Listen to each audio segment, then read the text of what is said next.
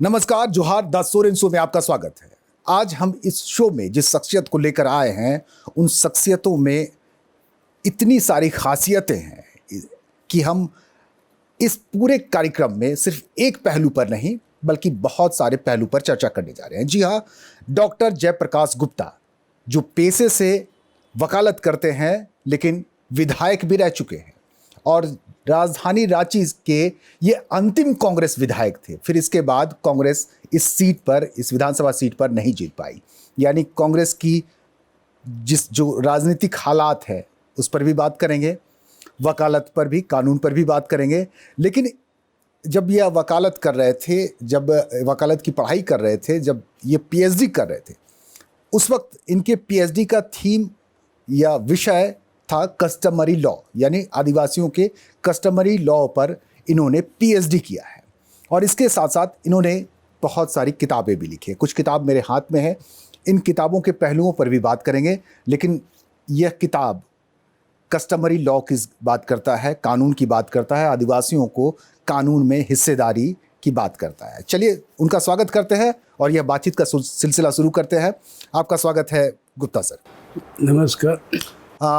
चलिए, सबसे ताज़ा टॉपिक होता है या देश की सबसे ज़्यादा दिलचस्पी से सुनी जाने वाली किस्से होते हैं राजनीति के ही। तो चूँकि आप राजनीतिक शख्सियत भी रहे हैं, छात्र जीवन से ही आप राजनीति में आए और विधायक भी बने। 85 से लेकर 90s तक आप कांग्रेस के विधायक थे। और मुझे लगता है कि कांग्रेस का जो वक्त चल रहा है, उस वक्त पर, उस हालात पर और राहुल गांधी के संघर्ष पर, विपक्षियों की एकजुटता पर आपके क्या कमेंट है? ये है कि ये बहुत ही पॉजिटिव साइन है। और राहुल गांधी ने पिछले 6-7 सालों से जो संघर्ष का रास्ता अपनाया है, उन्होंने, ये काबिल तारीफ है। और जननायक बनने की ओर हैं वो।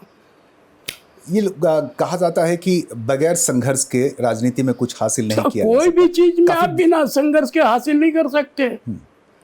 आप इजी चेयर पर बैठ करके या एसी रूम में बैठ करके कुछ नहीं कर पा सकते। क्या ये बात राहुल गांधी को समझने में देर हो गई? नहीं, राहुल गांधी ये बात अगर वो 10 साल पहले अगर समझ जाते। नहीं, मैं इसमें थोड़ा सा विश्लेषण देता हूं। बिल्कुल, आपकी बातें जानने के लिए मेरे राहुल गांधी जी जिस परिवेश में बढ़े पढ़े, उनका जिस पालन पोषण हुआ बढ़े, उनको मौका नहीं मिला राजनीति में संघर्ष का।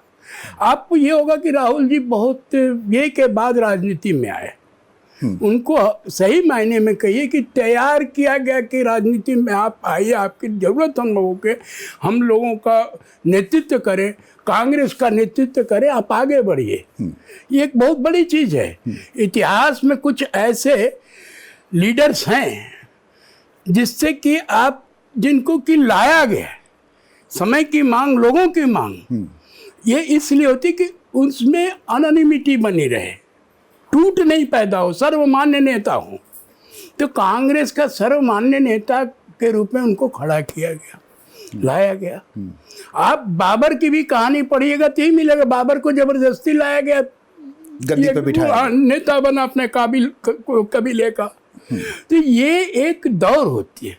अब राहुल गांधी ने इस हकीकत को ये किया लोगों के डिमांड पर कि वो संघर्ष करने के लिए, संघर्ष का मौका उनको पहले 2014 तक नहीं मिला ना।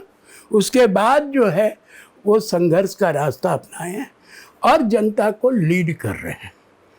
देश की जनता के ये को वो नब्ज पकड़ रहे हैं, उनकी ये ज़रूरत को समझ रहे हैं और आगे बढ़ रहे हैं। मतलब ज़रूरत को समझने से पहले उन्होंने राजनीति शुरू कर दी क्या? वक्त से पहले उन्होंने नहीं, ऐसा भी नहीं करेंगे। कांग्रेस ने या जनता ने उन्हें नेता मान लिया? हाँ, नेता माना है। कांग्रेस तभी भी 2009 के पहले सोनिया जी थी, तो सोनिया जी के बाद कौन, राहुल गांधी को ही मान करके चलते जनरल सेक्रेटरी बनाए गए। फिर उसके बाद तो 2014 से तो उनको सभी लोग नेता ही, फिर अध्यक्ष बने कांग्रेस के। और उसके बाद ये संघर्ष का रास्ता उन्होंने अपनाया है, लोगों को समझने लगे। एक बड़ी पार्टी। एक चीज़ मैं आपको बताऊंगा श्रीमान, कि राजनीति, अभी देश कितनी बड़ी 130 करोड़ लोगों की का लीडर बनना, नेतृत्व करना, जब तक आप उनको जानेंगे नहीं, देश की भौगोलिक स्थिति को नहीं जानेंगे, डेमोग्राफी और ज्योग्राफी और डेमोग्राफी जो, तब तक वहाँ के लोगों के साथ आप जुड़ नहीं सकते, उनका नेतृत्व सही ढंग में आप नहीं कर पाएंगे। कोई भी अच्छा नेता देश के अंदर हुआ या विदेश में भी, तो वो पहले वहाँ का ज्योग्राफी और डेमोग्राफी को समझा। मेरी जो सवाल है, क्या वक्त से पहले राहुल गांधी को जिम्मेदारी दे दी गई, चाहे वो कांग्रेस की पार्टी ने उसे जिम्मेदारी दी या जनता ने उनसे उम्मीदें बांध ली? नहीं। और अब वक्त वैसा आ रहा है कि अब लग रहा है कि राहुल गांधी उस पद के लिए तैयार हो रहे हैं या हो गए हैं? नहीं, ये वक्त के पहले की बात नहीं है। बात ये है श्रीमान कि नेसेसिटी सबसे बड़ी बात है, जरूरत। नेसेसिटी जब फील की गई, जरूरत फील की गई, राहुल गांधी को लोगों ने माना और आगे बढ़ाया। नेसेसिटी थी हम कांग्रेस पार्टी की, देश की नेसेसिटी आज है कांग्रेस और राहुल गांधी। तो ये जरूरत जो है, तभी तो कोई चीज़ आप पाएंगे। जरूरत नहीं हो और कोई चीज़ आपके पास रख दिया तो उसकी वैल्यू नहीं है। तो क्या लगता है इस वक्त जरूरत है विपक्षी एकजुटता की? पटना में जो विपक्षी दलों की बैठक हुई, एकजुटता की ही नहीं जरूरत है, एक विचारधारा की जरूरत है। एकजुटता अलग होती है और एक विचारधारा, एक नेतृत्व को मान करके उसके पीछे चलना, अडिग रहना दूसरी बात है। एकजुटता तो कहीं पर भी हो गया, मेढकों का भी हो जाता है, कौओं का भी हो जाता है, लेकिन फिर ऐसा नहीं कि आप बिखर जाओ, एक विचारधारा के साथ चलो।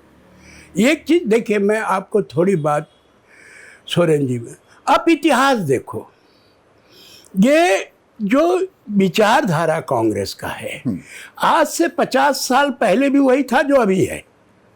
विचारधारा में कोई तब्दीली नहीं आई है हमारी, है ना। और उसके साथ जो विपक्षी जिन लोगों को बोल रहे हैं, ये स्प्लिंटर ग्रुप्स हैं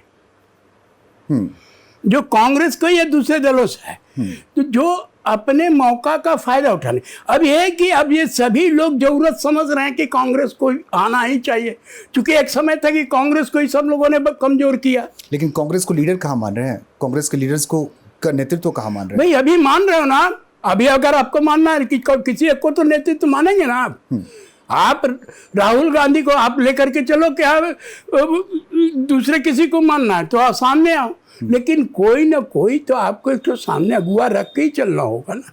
नहीं, मतलब आपका कहना है, आपके राजनीतिक अनुभव कि ये निचोड़ होगी कि विपक्षी एकजुटता तभी मजबूत होगी जब कांग्रेस को नेता माना जाए? नहीं, मैं ऐसा फिर कभी नहीं कहा, आपको ऐसा बात नहीं कहा। मैंने कहा विचारधारा एक होनी चाहिए। देखिए, दो तरह की होती है, एक होता है कलेक्टिव डिसीजंस, समझे कि नहीं, उसमें सभी लोग मिल करके राय लेते हैं और वही करते हैं। तो अभी हम उस ओर बढ़ रहे हैं, कांग्रेस जो उस ओर बढ़ रहे हैं। हम कांग्रेस को ही नेता मानो, ऐसा कहीं पर भी किसी ने नहीं कहा। न राहुल गांधी ने अपने आप को पोस्ट किया कि हमको आप नेता मानो या किसी दूसरे ने, लेकिन एक मिशन जो चलना है, इस पर तो सबकी सहमति है कि यह हमारा मिशन है। मिशन तय है, मिशन तय नहीं है, नेतृत्व तय नहीं।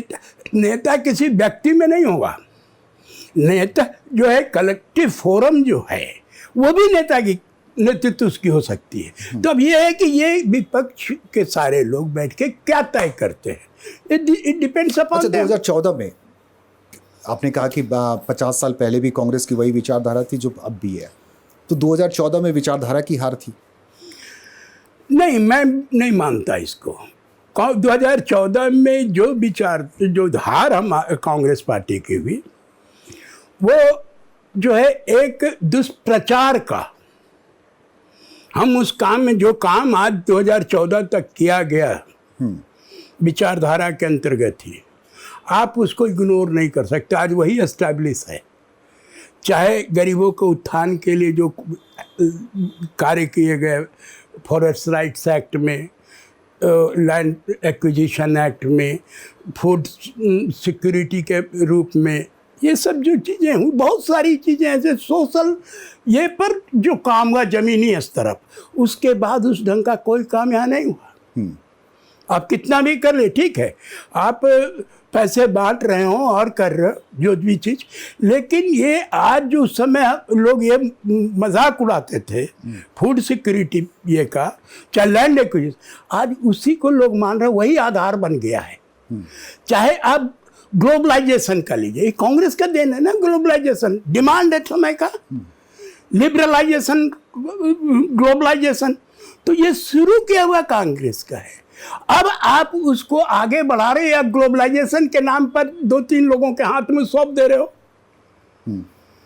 ये इसका दूसरा पक्ष जो है वो है कि इसका सदुपयोग किया जा रहा है या दुरुपयोग किया जा रहा है, ये आपने देखना है, लोगों को देखना है। अच्छा, चलिए हम मान लेते हैं कि बदलाव की एक मांग होती है, एक वक्त होता है। 85 के बाद 23 तक कांग्रेस वापस नहीं आ पाई राजधानी रांची में, अंतिम नेतृत्व आपका था, और इसके बाद फिर वापस रांची राजधानी में कांग्रेस कभी जीत नहीं पाई। क्या वजह देखें? असेंबली इलेक्शन में नहीं जीती। हाँ, असेंबली इलेक्शन की बात करें। हाँ, कारण इसका जो है कि हमारा एक तो संगठन जो ढंग से बनना चाहिए नहीं बन पाया, सबसे बड़ी बात ये रही। दूसरी बात यह है कि हम दुष्प्रचार के लगातार शिकार होते रहे। इसके लिए सोरेन जी एनालिसिस करना होगा। तो 3 दशकों से आप लोग दुष्प्रचार के ही शिकार हैं? नहीं, दुष्प्रचार का एक बार दुष्प्रचार हो जाने के बाद आपका घर जब पीलर ढहने लगता है ना, संभालने में टाइम लगता है कि नहीं। और मैं साफ शब्दों में कहूँगा कि कांग्रेस को सो कॉल्ड कांग्रेसियों ने कमज़ोर किया, नहीं तो ये स्थिति नहीं रहती। सब देखिए जनाब, राजनीति चीज जो है वो पिछलग्गुओं के बल पर नहीं चलती है ना, जी हुजूरियों के बल पर नहीं चलती, जमीन से जुड़ा हुआ काम। तो अगर आप उनको दरकिनार करते रहोगे, छाटते रहोगे, तो संगठन कमजोर होगा ही। बड़ी बड़ी पते की बात आपने कही, लेकिन राजनीति में यह बात हर राजनीतिक व्यक्ति समझता है इस बात को, लेकिन पिछलग्गुओं की ही कारण है कि ही पूछ बढ़ती जाती है। इसी कारण से संगठन कमजोर होता है। चलिए एक छोटा सा ब्रेक लेते हैं। हाँ। ब्रेक लेते हैं। राजनीति की बात खत्म नहीं होती, और राजनीति की जब बात खत्म नहीं होती तो ये कार्यक्रम कैसे खत्म होगा। वक्त है थोड़ा, बहुत सारी बातें करने का। एक छोटा सा ब्रेक लेते हैं, वापस आते हैं तो डॉक्टर जेपी गुप्ता से बहुत सारी चीज़ों पर बात होगी।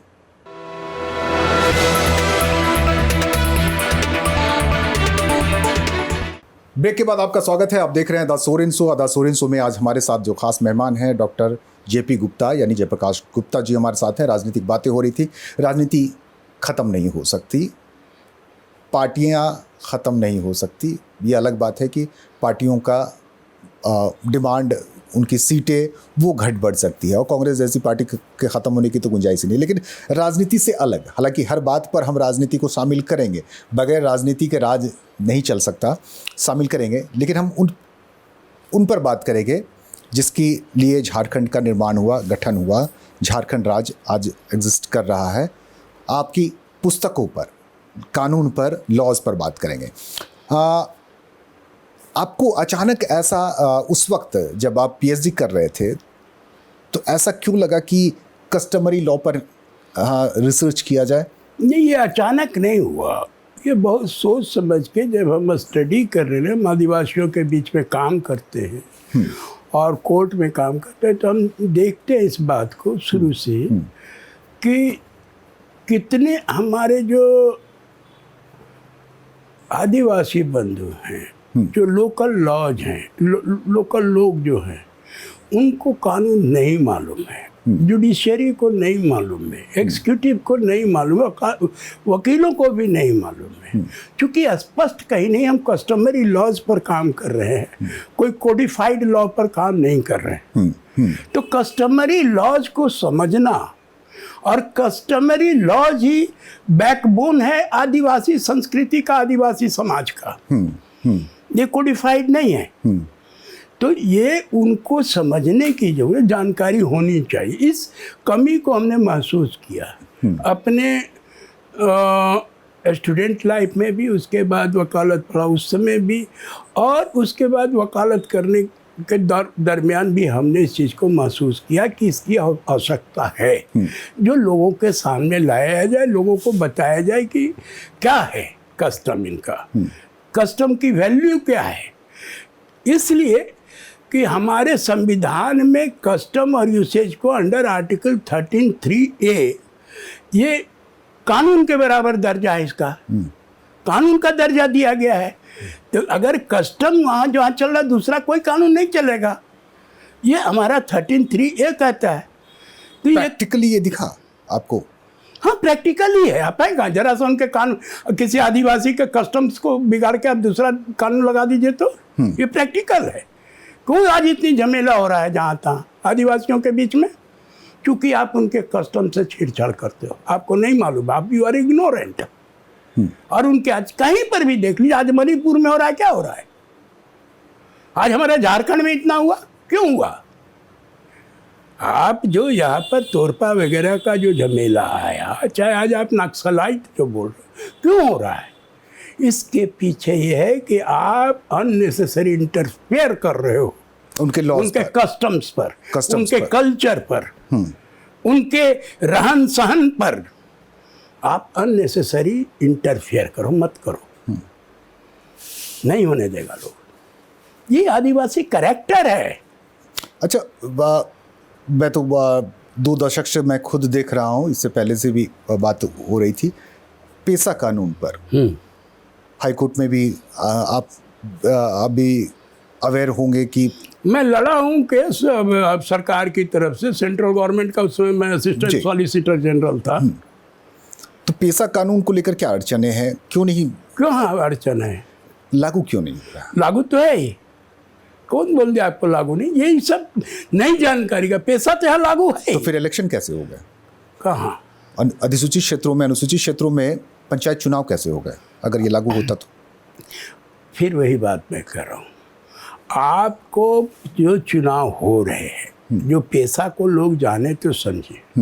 पेशा इसीलिए बना ही कि आदिवासी का ट्रेडिशंस जो कस्टम्स है उसको अक्षुण्ण रखा जाए। लेकिन सवाल है कि आखिर ग्राम सभा तो बनना है ना, पंचायत तो बनना है ना।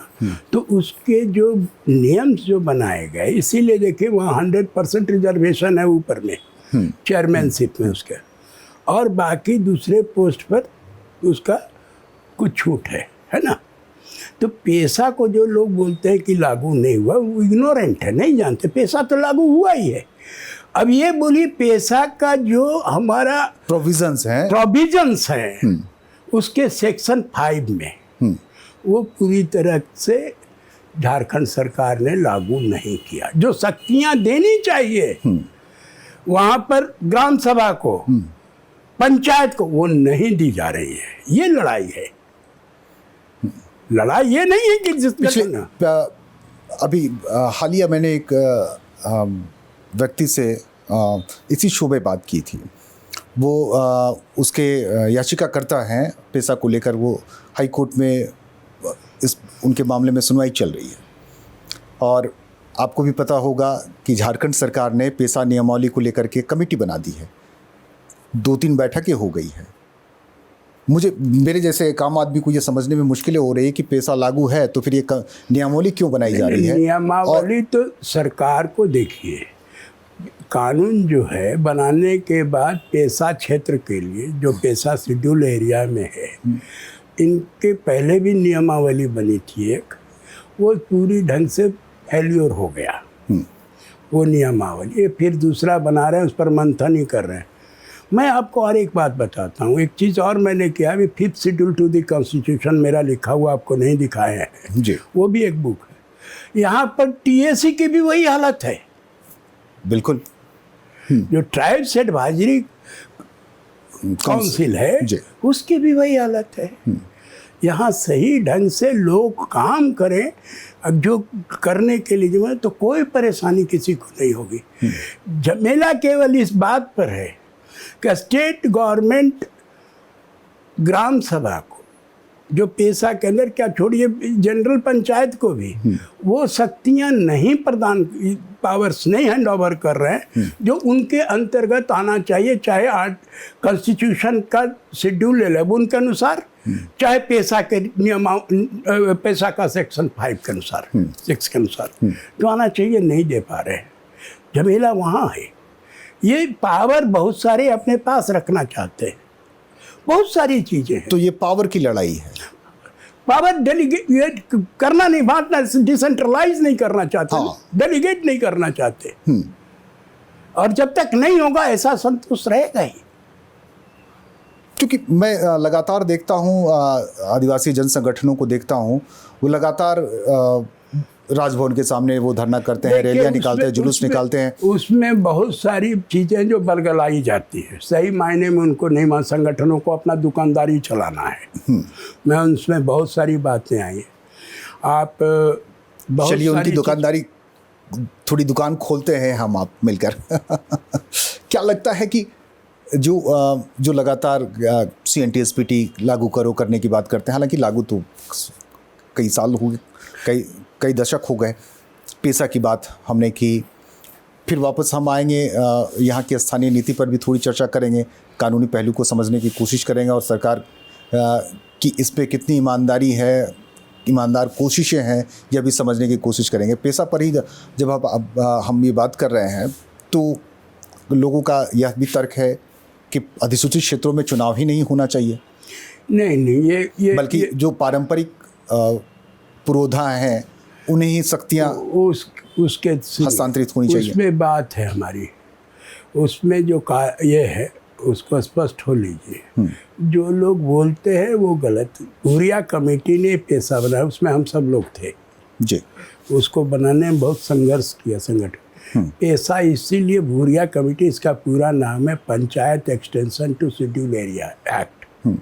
भूरिया को ये बना ही गया, बहुत संघर्ष के बाद भूरिया जी को चेयरमैन बनाया गया, बहुत बड़ी कमेटी इसमें बनी और तब जा कर के ये कहीं नहीं है कि वहाँ चुनाव नहीं होना चाहिए। चूँकि देखिए इसका कारण है, चुनाव नहीं होगा तो किसको आप मानिएगा? वहाँ के लोकल लोग तो आपस में चुनाव कर लें। चुनाव का कई तरीका होता है।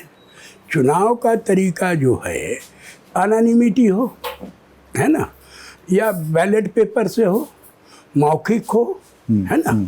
तो ये चुनाव का एक नियम तो आपको बनाना होगा। वो तो नहीं चलाएगा ना कह रहे मेरे बाप दादा भी मुखिया थे इसलिए हम भी मुखिया हो जाए, है ना, वो नहीं होगा। लेकिन पारंपरिक जो कानून है, व्यवस्था है, उसमें तो यही चलता है, जेनेटिकली चलता है। नहीं, वहाँ जहाँ भी हुआ उसको संविधान के नियमों ये बंदों के खिलाफ है। वो सुप्रीम कोर्ट ने इसको रिजेक्ट किया। हेरिडिटरी पोस्ट नहीं चलेगा। आप सब मिल करके एक मत हो करके ये कह दे भाई क्या इसको बनाया जाए, चाहे वो मुखिया का बेटा ही मुखिया हो, लेकिन आपको बनाना होगा, लेकिन आपको डेमोक्रेटिक वे में। डेमोक्रेटिक, हेरिडिटरी नहीं चलेगा जी। ये हमारा है ना, क्योंकि हेरिडिटरी के खिलाफ हमारा संविधान है। सबको हक और मौका मिलना चाहिए। अब हमारा आदिवासी समाज ऐसा है कि आदिवासी समाज में जो मुखिया बनाए जाते हैं समाज के, मान लीजिए आप संथाल का एक टोला में हो तो वहाँ पर एक नियम और एक खाली ऐसा नहीं कि वो मुखिया बन गए, हेड बन गए, उनकी बहुत सारी जिम्मेवारियाँ उसको पूरा करते सब लोग मानते हैं। और जहाँ नहीं करेंगे उस मांझी को हटा देंगे। उनके विरोध भी ये होता है, अगर जरा सा गड़बड़ के तो उनका मान होने के साथ साथ उनकी जिम्मेवारी भी है कि कोई गलती में वो नहीं जाए, पूरे समाज को लेकर के चलें, कम्युनिटी को। तो ये चीज़ें जो है वो आज भी बरकरार है और उसको मान सम्मान है वो पेशा में, वही चीज़ है पेशा के अंदर। यही बुनियाद है पेशा का। अभी झारखंड में आप आदिवासी संगठनों को देख रहे होंगे, किन किन मुद्दों को लेकर के वो जाग गए और किन किन मुद्दों को लेकर के वो सड़कों पर उतरते हैं। उनमें से कौन सी चीज़ें ऐसी है जो आपको लगता है कि वो संभव है आगे? देखिए, आप जो इनके पास मुद्दे ही नहीं है, केवल कहा ना हम आपको कि अपनी दुकानदारी बनाए रखने के लिए सब आप खुद इतने दिन में हमको कोई भी एक जो मामला जो ठोस हो, जैसे देखिए अभी हमको सबसे ज़्यादा जरूरी हमको क्या लगा जो आया वो कोड, सरना कोड।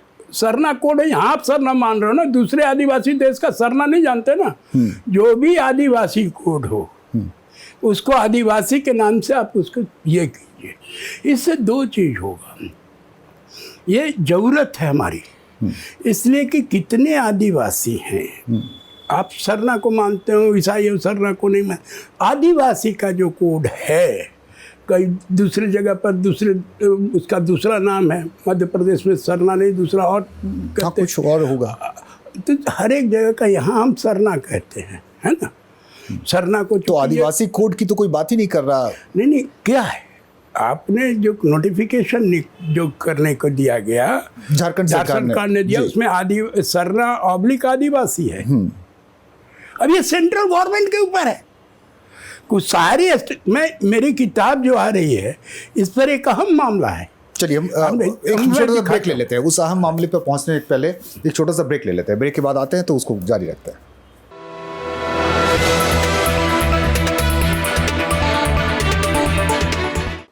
ब्रेक के बाद आपका स्वागत है। आप देख रहे हैं the Soren show. The Soren show में हमारे साथ आज हैं पूर्व विधायक, अधिवक्ता और आदिवासियों पर काम करने वाले रिसर्चर के रूप में डॉक्टर जेपी गुप्ता। डॉक्टर साहब, आपसे बात करते करते हम ब्रेक पर चले गए थे। वो सरना कोड पर कुछ किताबों और रिसर्च की आपने बात कही। नहीं, सरना कोड जो है, यहाँ पर जो लोग सरना कोड करके, देखिए मतलब वही है कि धर्म के नाम पर जैसे अब सेंसस हो रहा है, जनजातियों की जो रीति रिवाज या धार्मिक आस्था है उसको एक कोड मिल जाए। हाँ, कोड मिल। हाँ। तो वो सरना के नाम से मिले या आदिवासी कोड के नाम से, कोई एक नाम कोई ऐसा नहीं जो यूनिवर्सल हो पूरे हिंदुस्तान के लिए। डिफरेंट एरिया के लिए उसको डिफरेंट ये माना धर्म में, है ना। तो हमारा यही कहना, वो आदिवासी धर्म का जो है वो सेंसस के रिकॉर्डिंग में आना चाहिए। जैसा आप हिंदू लिखते, डिमांड तकरीबन वही है, लेकिन सरना नाम कुछ यहाँ के लोग सरना है, चूंकि सरना है। आपकी एक किताब मैं देख रहा था, the customary law of Mundas and the Oraon. ये किताब है, एक किताब है कस्टम और usages having force of law series, जिसकी 17 वॉल्यूम आपने बताई। इसमें आपकी among the scheduled tribes of Bihar and Jharkhand, sovereign socialist secular democratic republic and we the people. मतलब ये दो किताबें तो मुझे समझ में आ रही है। ये किताब किस पर बेस्ड है? मैं आपको बाद में उस किताब के बारे में बताऊंगा। हाँ। पहले आप इसके बारे में जानिए। ये जो किताबें हैं मेरी जी, वो मेरा वर्क है आदिवासियों के कस्टम्स और यूसेज पर। उसके पीछे कारण क्या है कि कस्टम और यूसेज जो है वो हमारे संविधान में आर्टिकल 13(3)A में दिया हुआ है कि लॉ के बराबर है, लेकिन उसको नहीं जानते लोग कि कस्टम और यूसेज क्या है, कौन सा लॉ है ना। जिनके लॉज हैं वो नहीं जानते, या जिन पर लॉज जिन कस्टम वो भी नहीं जानते, और करने वाले एग्जीक्यूटिव और जुडिशियरी भी नहीं जानते। वही इसलिए मैंने पूछा कि कौन नहीं वो इसी चीज को ये क्लियर वो केवल आदिवासियों के संबंध में है जी। मैं काम कर रहा हूँ। ऐसे कस्टम तो हर एक समाज का अपना होता है जी, लेकिन ये जो काम मैं कर रहा हूँ सिर्फ शेड्यूल्ड ट्राइब के कंसर्न में।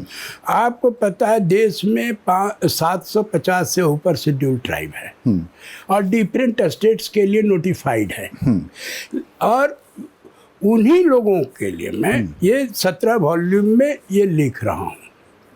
यहाँ अभी बिहार झारखंड का फर्स्ट वॉल्यूम मेरा निकल चुका है, नॉर्थ ईस्ट का सेकंड वॉल्यूम प्रेस में इसी महीने आ जाएगा। मैं अभी मध्य प्रदेश छत्तीसगढ़ के लिए थर्ड वॉल्यूम मेरा है, उस पर काम कर रहा हूँ जी। वो भी 1 महीने में प्रेस में चला जाएगा। तो इस तरह से ये इसमें हमने दिया है।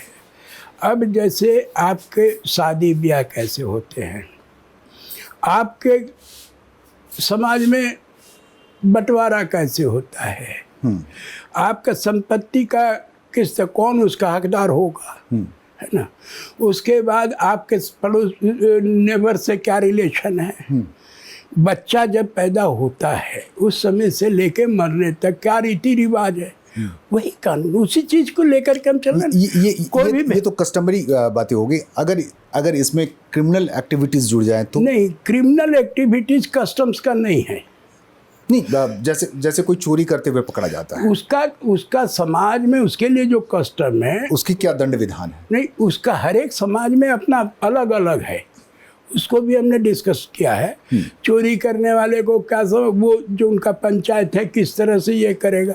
अब चूंकि क्राइम आज के ज़माने में स्टेट के अंडर है, उसका जो है, अगर कोई मान लीजिए किसी चोरी करा, कोई कंप्लेन कर दिया थाना में जाकर और वो कॉग्निजेबल ऑफेंस है, तो वो तो जो स्टेट जो सीआरपीसी कहता है, जो आईपीसी कहता है, उसी के अनुसार चलेगा।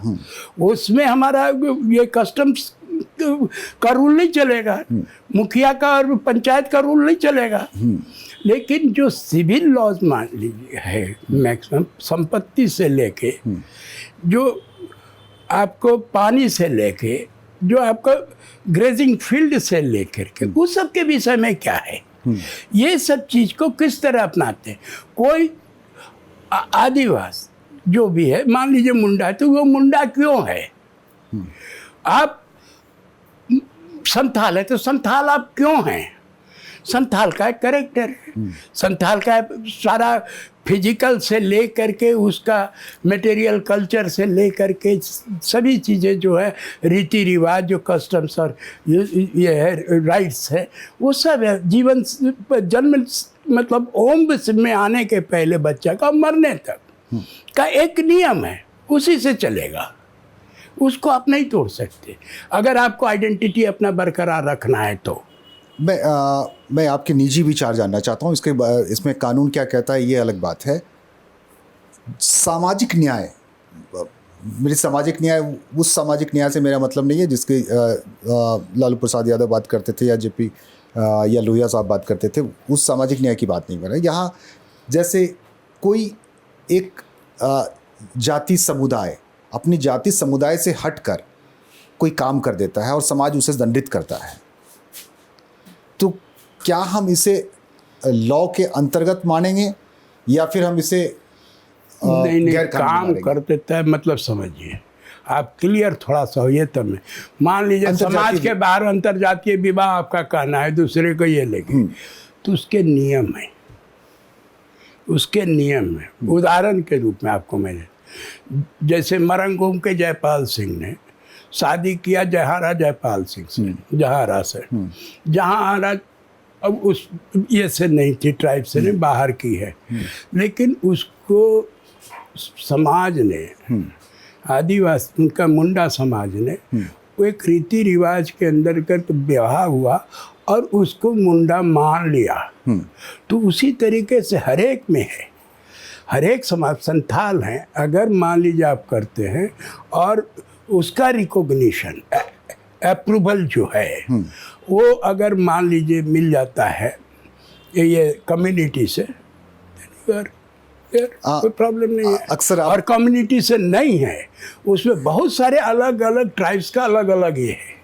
अगर मान लीजिए कि कोई सेक्सुअल ऑफेंस है तो उसका वो समाज जो है उसको ये आईपीसी और सीआरपीसी में जुड़े समाज ही जो है अब उसको बाहर निकाल देता है ना। समाज से उसके लिए वही सजा बहुत है कि आप नहीं आ सकते हो बाहर। नहीं तो समाज से बाहर निकाल देना, क्या इसे आप उस समाज की नज़र से देखेंगे, सामाजिक कार्य देखेंगे या असामाजिक कार्य देखेंगे, कानूनी वैधानिक कार्य देखेंगे या गैर वैधानिक कार्य के रूप में आप इसे देखेंगे? नहीं, उसको बिल्कुल सामाजिक देखेंगे ना, समाज ही मानता है ना। आप चोरी कर रहे हो तो समाज के लोग उसको एक्सेप्ट कर लेंगे, कानून भले आपको छोड़ दे। बहुत से ऐसे मर्डरर है, जानता है लोग किसी ने मर्डर किया, कानून से छूट गया, लेकिन जिस समाज जान रहा है, जो कर रहा है, नैतिक व्यवहार कोई कर रहा है। अक्सर ऐसी कई घटनाएं संथाल परगना के इलाके में, कोल्हान के इलाके में, स्पेशली मैं इन दो इलाकों का जिक्र करना चाहूँगा।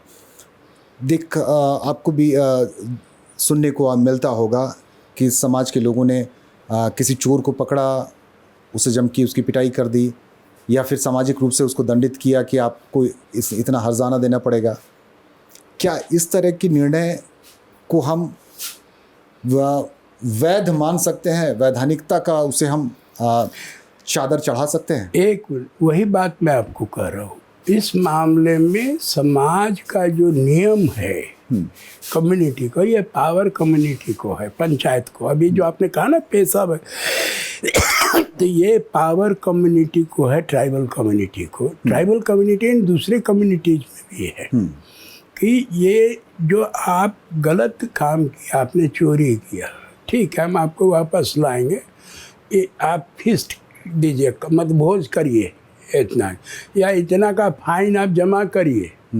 कानून में भी वही चीज़ है। कानून में सरकार के यहाँ जमा कीजिए और वहाँ पर जो है आप वहाँ पंचायत में जमा करते हैं, तब फिर आपको वो एक्सेप्ट करता है। बहुत सारे ट्राइब्स में है, कम्युनिटी, ट्राइबल कम्युनिटीज़ में ये व्यवस्था, ये है नियम कि वो उससे बाहर वो दंडित करने के लिए उनका अपना ये है कि दंड से करेंगे, इस तरह से किया जाएगा।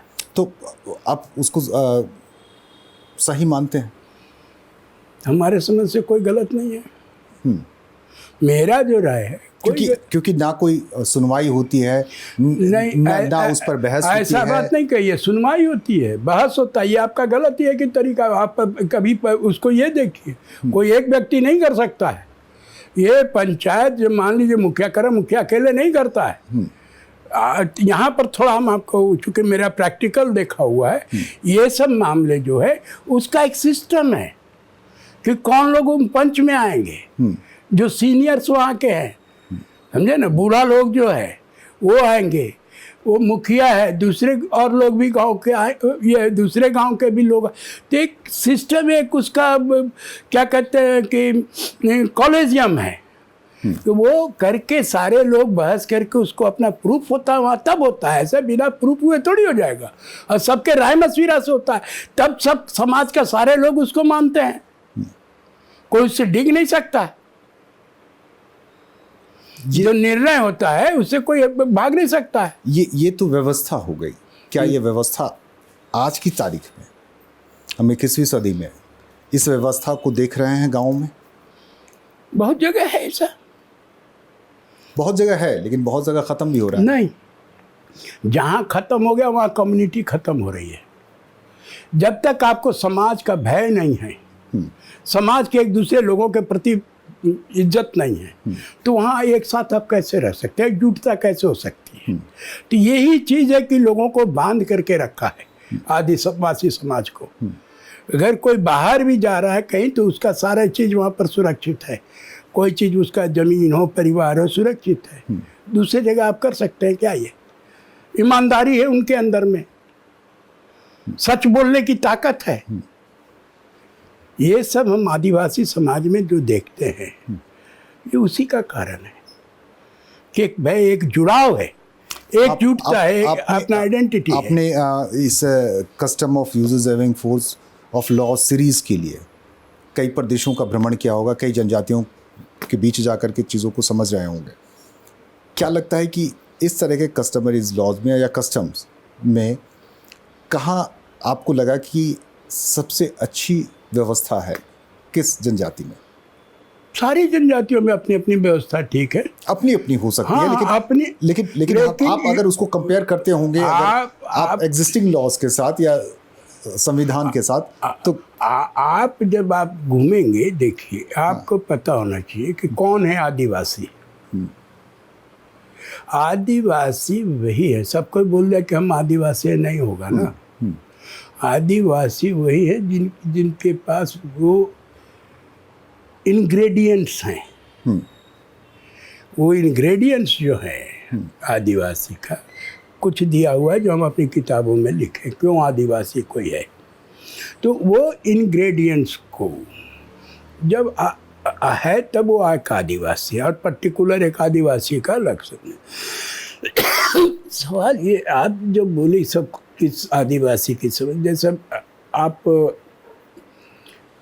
मध्य प्रदेश छत्तीसगढ़ के ट्राइब्स में एक हलबा जाति है, बहुत मतलब मैच्योर्ड है, अच्छे धन मतलब संपन्न है, उनकी व्यवस्था देखिए, गोंड का व्यवस्था देखिए, नॉर्थ ईस्ट में आप खासी का देखिए, खासी का यहाँ आप झारखंड के अंदर, बिहार के अंदर आप मुंडा, उरांव और संथाल का देखिए। जो जनजातियाँ हैं जो इतने सालों से, हजारों हजार साल से जो जिनका अस्तित्व बना हुआ है, ओनली ड्यू टू दैट उनकी व्यवस्था ठीक है, उस व्यवस्था से कोई ये नहीं है, और फ्लेक्सिबिलिटी है। ये भी नहीं है व्यवस्था में, ये है कि हम हार्ड एंड ये कोई ये नहीं कि सबका ख्याल रखना एक दूसरे को, पूरा समाज एक परिवार की तरह है, बैलेंस बनाया हुआ है। ये सब देखिए, नागा लोगों में देखिए, अब जाके देखिए इन लोगों में, तब इतने सालों से ये कम्युनिटीज़ हैं ना जिंदा, और अपनी आइडेंटिटी बनाए हुए हैं ना। ये इसलिए हर एक ये का ट्राइब्स का अपनी अपनी खासियत है।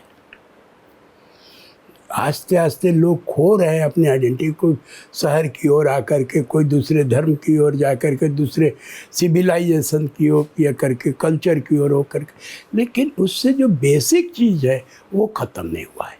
चलिए रुकते हैं, थोड़ा सा यहाँ ब्रेक लेते हैं, फिर आते हैं वापस। तो ये चर्चा बड़ी मौजू भी है और इसका कुछ निकल कर अर्थ भी आएगा। एक छोटा सा ब्रेक।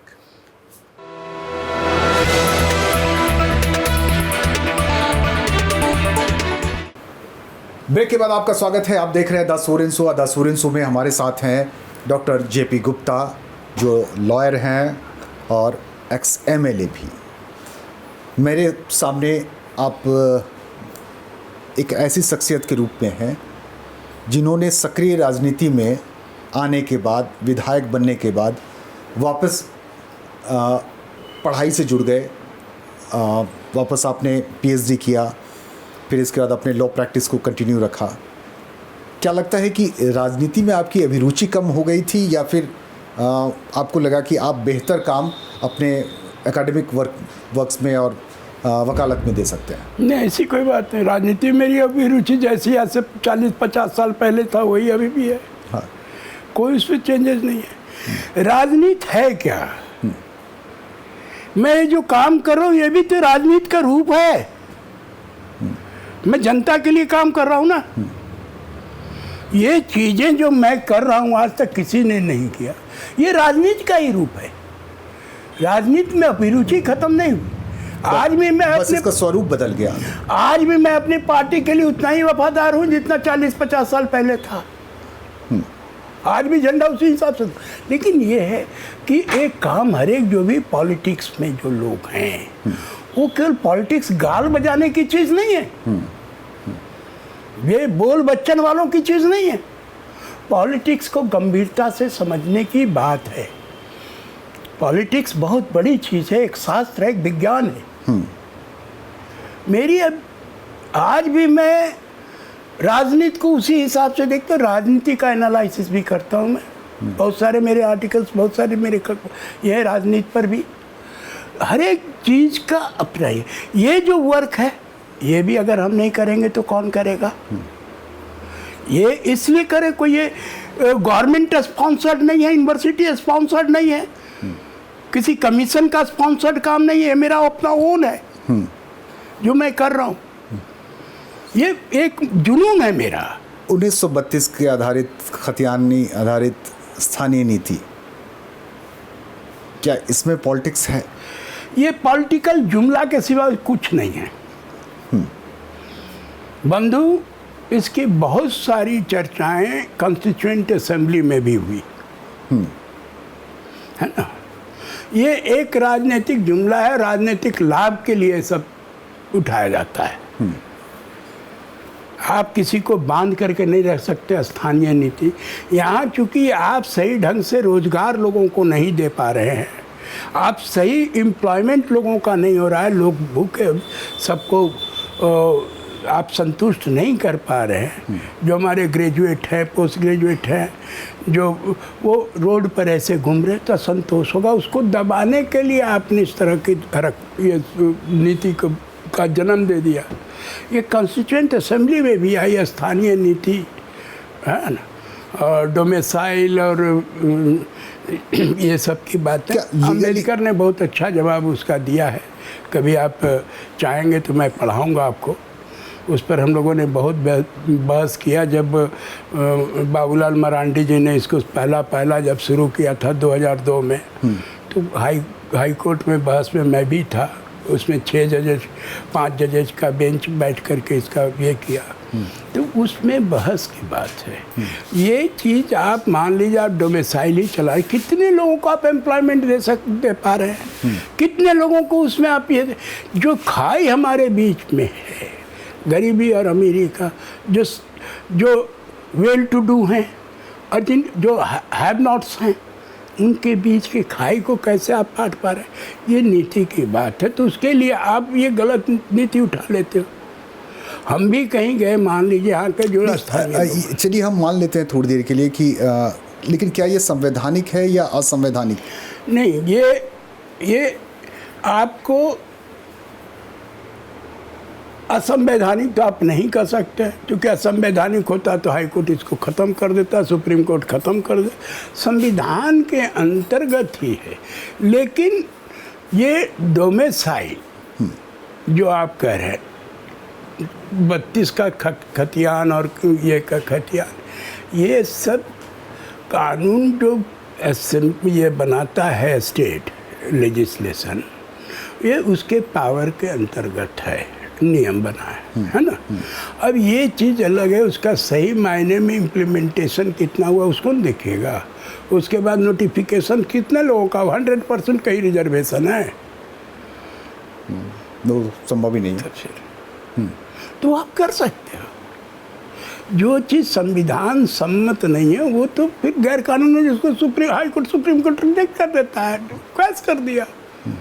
तो ये चीज़ें जो हैं, ये केवल जुमला है लोगों को फुसलाने व आपस में लड़ाने के लिए, है ना।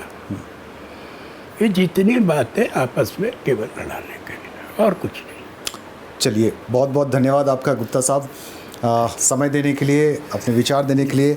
और आपके किताबों से मैं समझ सकता हूँ कि आपने आदिवासियों के कस्टमरी लॉ पर या आदिवासियों पर कितना कुछ रिसर्च और काम किया होगा। बात आपकी आखिरी जुमले की हुई और जुमला सुनाई देता है, लोग जुमला को समझने भी लगे हैं। ये अलग बात है कि जुमला को लोग किस तरह समझ रहे हैं और किस तरह से समझने की कोशिश कर रहे हैं, यह इस पर निर्भर करता है।